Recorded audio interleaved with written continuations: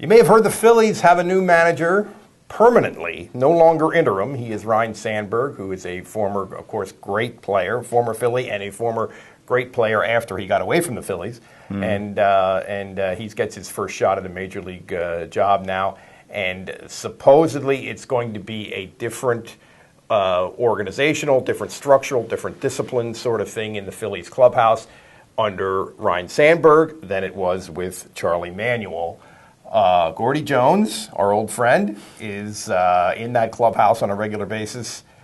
What do you see, big guy? I see signs. There's signs every day. Signs, literal signs, where it says report time is 3 p.m. every day. Apparently, that was an issue under the old regime. That things were a lot looser. Whereas now it's like you're going to be here at 3 p.m. Period. And some of the guys, like Jimmy Rollins, for example, was well known as a guy who, hey, I'll just take a cab to the ballpark when I feel like, that kind of thing. So that's changing. Yeah, I mean, but it's sort of how baseball is. It's like you have the easygoing guy, and if that doesn't work after a while, you go to the tough guy, and then vice versa. That's sort of. But you see things like the entire team lining up outside the dugout for the national anthem. You see things like the entire relief corps goes to the bullpen at the same time, almost in military fashion. Wow. In formation to high five the starting pitcher and the catcher as they walk. It's really it's things like that you never saw before, and I'm sure that there in a much more substantial way there are changes that we don't see. But it really seems like okay, we're going to be by the book. And this is how it's going to be. And on a more practical level, too, Sandberg knows a lot of the guys that they're bringing in now, that they're incorporating into the mix. The Cesar Hernandezes and the Freddie Galvises and, all the relief pitchers. From having been at Lehigh Valley. Yeah. Correct, yeah. So I think that's probably makes a lot of sense to, they know him, he knows them. Theoretically, he should know how to use them. And you did see signs that maybe they played a little bit better late in the season until their recent slide here toward the end. So...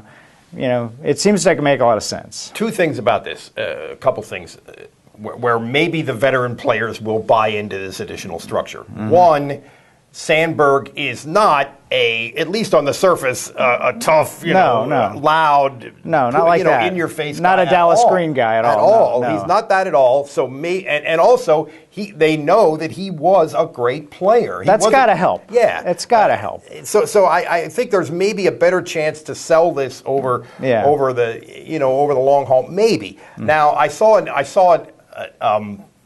Having said all of this and accepting all of this, and this is all wonderful. I saw a headline in the Inquirer yesterday, the Philadelphia Inquirer, that said Sandberg can really help Amaro get out of the wilderness or something like that. And I thought, you know what? It's exactly the opposite. Switch those names because they're not going to be good unless they get better players. I mean, they're not good enough. That's clearly the case, in my view. As we sit here, last night Roy Halladay faced 3 hitters. He retired 1. They took him out. So going forward, how are they going to address that part? What do you do? That is a really difficult one. I know. Just Halladay. Halladay. The Halladay, but then just the core, it's getting older. Do we know what Ryan Howard has coming back from an injury? Do we know who Jimmy Rollins is? He's a 250 hitter this year. He's clearly not what he was. Yeah.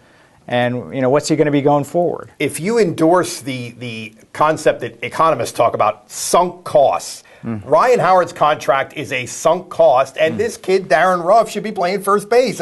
Really, based on the baseball, but that's certainly not going to happen. There's no way Ryne Sandberg or anybody else has enough of a hammer to just say, Ryan, sit down. That's not going to happen. So they've got a lot of problems. And Halladay, is Halladay going to accept like a 1-year incentive-laden deal? Is he going to accept non-roster invitee to spring training? No, he's not going to accept that. But, what do you do with him? I don't know. That's a huge question. Nobody ever questions his work ethic or his heart or anything like that. But at the same time, he's got a lot of mileage on him. And you just wonder where he is. It's really painful. It's been painful to watch him this year because warrior's an overused word in sports, but he is that, in the sporting context. He's such an admirable guy. Yeah, and he takes the ball and he's going to go out there and give you what he's got. But you wonder if this is the end, if we're not witnessing the end. What has he got? So again, we're talking about Amaro issues more than we're talking about Sandberg issues. I think the Inquirer got that one directly wrong. Yeah, so I think they have some assets. I mean, Cliff Lee is clearly still a top line. And, Hamill, as well as one lost record, did not look great this year. He pitched great the last 5 months, literally. No problem with him. So you got two great starting pitchers, and that's a great place to start. But after that, what do you have rotation-wise? And the bullpen, kind of a mess. And Papelbon, they have him for 2 more years. So and what does he have left? A lot of questions, not all of which can be answered by the manager.